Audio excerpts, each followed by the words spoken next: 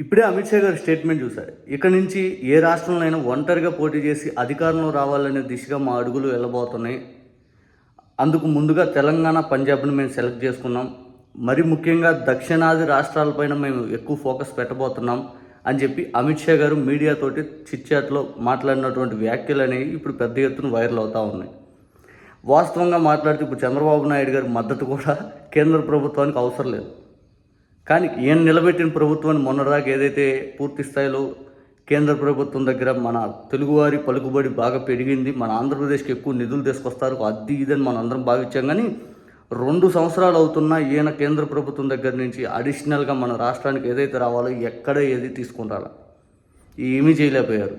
కానీ double engine సర్కార్, నమో అంటే నరేంద్ర మోడీ గారు, చంద్రబాబు నాయుడు గారు అని చెప్పి నారా లోకేష్ గారు అసలు పెద్ద ఎత్తున మోడీ గారిని అయితే వీళ్ళు పొగట్టమే సరిపోయింది ఏడగాని వచ్చినా కూడా.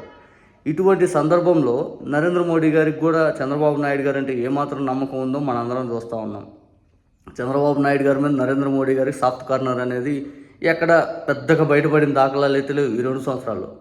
ఇంకా క్లియర్గా చెప్పాలనుకుంటే బహుశా నరేంద్ర మోడీ గారు చంద్రబాబు నాయుడు గారు ఎప్పుడైనా తన మద్దతు ఉపసంహరించుకుంటాడేమో 2018లో జరిగిన ఘటనలాగా. అంతకుముందు 2004లో బీజేపీతో కలిసి పోటీ చేసి తర్వాత బీజేపీతో వల్ల నేను ఓడిపోయిన లాంటి స్టేట్మెంట్లు ఇస్తారేమో అని ముందుగానే భావించాడేమో.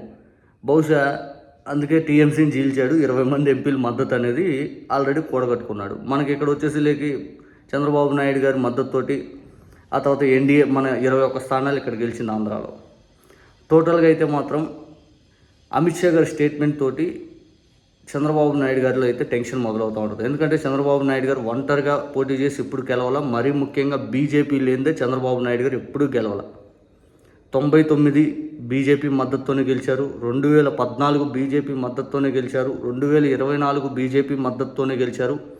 ఇక పవన్ కళ్యాణ్ గారి సంగతి మనం చూస్తూనే ఉన్నాం. బీజేపీ లేకపోతే పవన్ కళ్యాణ్ గారు లేరు. చంద్రబాబు నాయుడు గారి కోసం బీజేపీని దగ్గరే చేరుస్తున్న పవన్ కళ్యాణ్ గారిని 2 ఎన్నికల నుంచి మనం చూస్తూ ఉన్నాం. ఇటువంటి పరిస్థితుల్లో పూర్తి స్థాయిలో బీజేపీ మేము ఒంటరిగా పోటీ చేస్తామని స్టేట్మెంట్ ఇవ్వటం మనం ఏ విధంగా చూడాలి? చంద్రబాబు నాయుడు గారికి టెన్షనే అని చెప్పొచ్చు. బికాజ్ ఎందుకంటే ఆయన బీజేపీ పూర్తి స్థాయిలో ఎంతలా పొగిడి బీజేపీకి నమ్మకం కలిగించుకోవాలి ఐదని ఆలోచన చేస్తున్న తరుణంలో ముందు వాళ్ళ అటెంప్ట్ 2028 తెలంగాణలో ఫోకస్ పెడదామంటే తెలంగాణలో మ్యాక్సిమం నెంబర్ ఆఫ్ సీట్స్ వాళ్ళు కానీ తెచ్చుకోగలిగితే ఆ తర్వాత వాళ్ళ నెక్స్ట్ టార్గెట్ వచ్చి ఆంధ్రప్రదేశ్ అవుతుంది. తమిళనాడు ఇప్పుడల్లా ఎన్నికలు లేవు, 2031 ఉంది. ఆ తర్వాత కేరళ సేమ్ అంతే ఉంటుంది.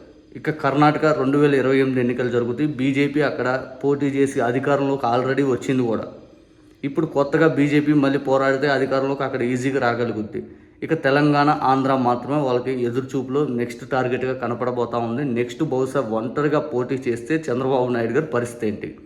ఎవరైనా ఉంటే కామెంట్ చేయండి. ఇక బీజేపీకి అయితే మాత్రం ఇప్పుడు చంద్రబాబు నాయుడు గారి మద్దతు అయితే అవసరం లేదు. టీఎంసీ నుంచి 20 మందిని చీల్చి లాక్కున్నారు. అందుకనేమో బహుశా చంద్రబాబు నాయుడు గారు ఎన్ని ఆలోచించి ఊహించి రాజ్యసభ స్థానాలు కూడా చంద్రబాబు నాయుడు గారి పార్టీకి సంబంధించిన 3 తీసుకున్నారు. ఇక జనసేన తరపున కూడా టీడీపీ సభ్యుడికి ఇవ్వడం జరిగింది. బీజేపీకి మాత్రం ఈ దఫాలో ఒక్క రాజ్యసభ స్థానం కూడా ఇవ్వలేకపోయారు. బహుశా ఈ ఆలోచన చంద్రబాబు నాయుడు గారికి మొదలైంది కాబట్టేనేమో అని చెప్పి ఇంకొక వర్గపు ఆలోచన అయితే ఉంది. అంటే ఇంకొక విశ్లేషకులు ఇట్లా చెప్పేవాళ్ళ ఆలోచన అయితే ఉంది. కీలకంగా అయితే మాత్రం అమిత్ షా గారి స్టేట్మెంట్ చూడవచ్చు. 2024 ఎన్నికలకు ముందు కూడా చంద్రబాబు నాయుడు గారితో పొత్తు పెట్టుకోకుండా చాలా రోజులు వాళ్ళు వెయిట్ చేశారు. బాబు గారు అయితే అమిత్ షా గారిని కలిశారు, అర్ధరాత్రి నారా లోకేష్ గారు కలిశారు అని చెప్పి టీవీ5లో పెద్ద ఎత్తున కొట్టేశారు. ఇక పవన్ కళ్యాణ్ గారు అయితే నన్ను చివాట్లు తిట్టారు, నన్ను ఎన్ని తిట్లు తిన్నాను నాకు తెలుసు ఇక్కడ బీజేపీ తోటి చంద్రబాబు నాయుడు గారిని కలపటానికని ఇక పవన్ కళ్యాణ్ గారు చెప్పే స్టేట్మెంట్ చూసాం. టోటల్గా అయితే మాత్రం ఇప్పుడున్న పరిస్థితుల్లో అమిత్ షా గారి ప్రకటన అయితే మాత్రం పెద్ద దుమారమే. చంద్రబాబు నాయుడు గారు భారీ షాక్ అని చెప్పొచ్చు.